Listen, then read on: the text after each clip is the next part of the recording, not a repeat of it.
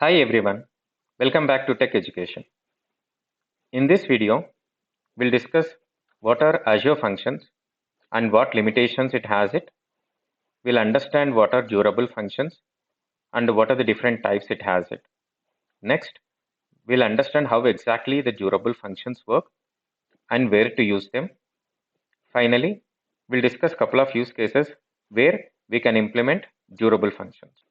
Azure Functions. It's a piece of code which will be executed in Azure without worrying about the underlying infrastructure. If you are interested to know more about Azure Functions, we created a separate playlist for the same, and the link is available in the description box. Please watch it. Azure Functions has a couple of limitations. The first one is these are stateless functions. In the sense, it doesn't preserve the state between function executions. Consider a use case where you have a workflow which has like multiple steps in it. When the flow moves on from step 1 to step 3, step 2, step 3, and so on, the state is not preserved. In the sense, step 1 is completed and the output of the step 1 is this. Step 2 is completed and the output of step 2. And currently step 3 is going on. So this state is not persisted. In case if you are interested to persist this state, we need to add an extra logic for the same. It's not out of box. Second is, it's not ideal for long running tasks.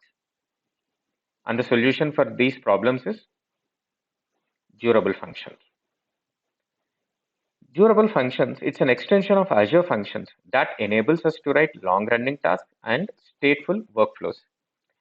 Let's take the same example, a workflow with a multiple steps. So when the step 1 is completed, it goes to step 2 and so on.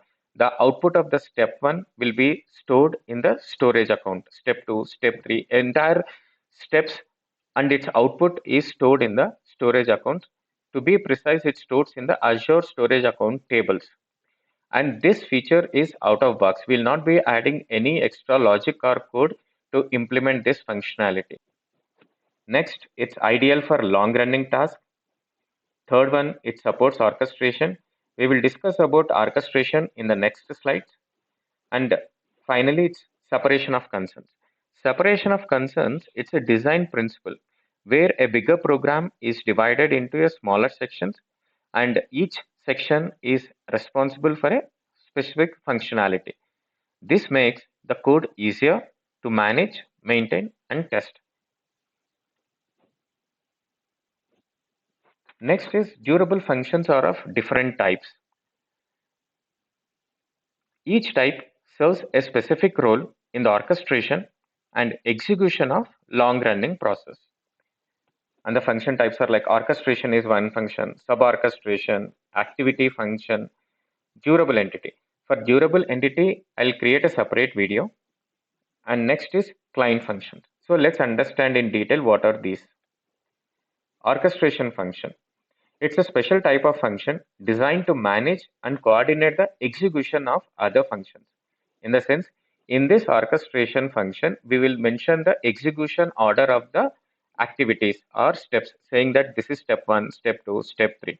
And these steps can be executed sequential also, and as well as in parallel also. So that is why it's called as it maintains the workflow. Next is state management. So when the execution flow moves on from activity 1 or step 1 to step 2, step 3, etc., the state is persisted, saying that step 1 is going on and the output of the step 1 is so and so. Step 2, output, step 3. All these things are available in the Azure storage account tables. And this is out of box. We'll not be writing any extra code for the same.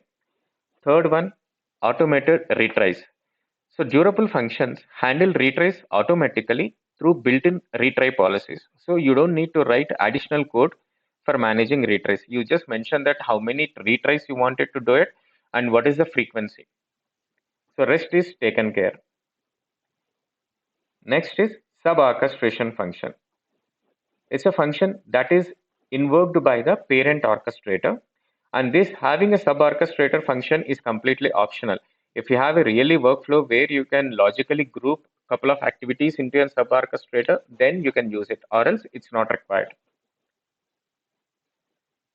Next is activity function. Consider this activity function as a Azure function, which does a specific task. It could be like invoking an API, saving data to the database, performing some validations, etc. And finally, client functions. So whichever function invokes orchestration function, that is called a client function.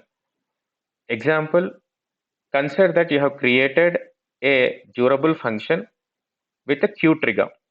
So whichever application or service sends message to the queue, that is called client function, because the moment you send the message to the queue trigger will be fired. Another example is Cosmos DB trigger. So whichever application or service inserts or updates data to the Cosmos DB, the durable functions will be triggered. So we understood different types of functions. Now let's see how these functions coordinate with each other to complete the workflow.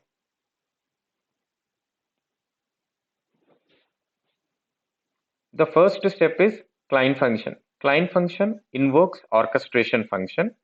Orchestration function in turn invokes activity functions. So here, first it invokes activity 1 and then it comes back to the orchestrator. It doesn't go directly to activity 2 because orchestrator is the function which will decide the execution flow. This is what it means. Once activity 1 is done, it invokes activity 2, and once it is done, it goes to activity 3. And in this orchestration function, the state management will be happening. Activity functions will just perform its responsibility. That is why durable functions has separation of concerns design principle implemented by default. Sub-orchestration. So everything is same. From client function, it goes to orchestration, but from orchestration, instead of going to the activity functions, it goes to the sub-orchestrator, and sub-orchestrator will invoke activities, and once these two activities are done, it sends the control to the orchestration, and orchestrator function invokes next sub-orchestrator. Now let's understand when to use durable functions. First thing is, wherever you have like long running task, that's the ideal use case for the durable functions. Next is external events.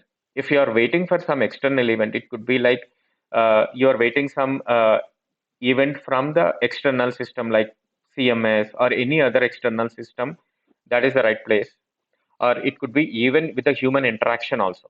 If you are waiting for some human interaction event, there also you can implement it. So wherever you are waiting for some external event, you can implement the durable functions. State management, it comes by default, and the coordination between multiple tasks, because that is what the orchestrator will do for us. And next is automated retry policies. You just mention that number of retry policies and you will be done.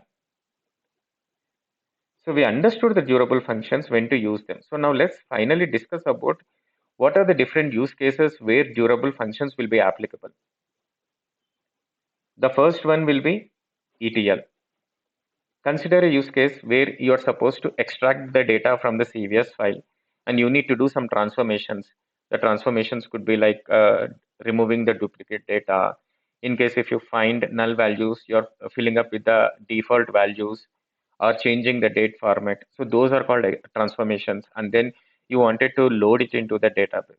So by design, what you can do is you can create extract as one activity, transform as another activity, and load as the third activity.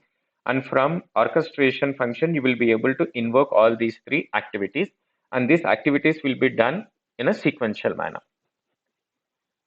Next is cron jobs. Example, wherever you have like maintenance tasks, you can go for a cron jobs. Cron jobs are nothing but you will just mention the cron expression saying that this particular thing should be executed every 12 hours or every day once. And so those are the called cron jobs, and you can use these cron jobs for archiving the logs or database backups. Any maintenance task, you can implement it. Next is batch processing. Consider that you are uploading multiple files. So instead of overloading the app server, you can delegate this task to the durable function. And finally, human interaction workflows. The best example is leave approval process. waiting for an external event. The superior is supposed to approve or reject the leave. That will be the best case. In the next video, we will simulate this ETL use case. So stay tuned for a hands-on demonstration. Did you find this video helpful? Then please give it a thumbs up. If you know someone who can really benefit from this content, please consider sharing it with them. And for more videos, please subscribe the channel. Thank you for watching.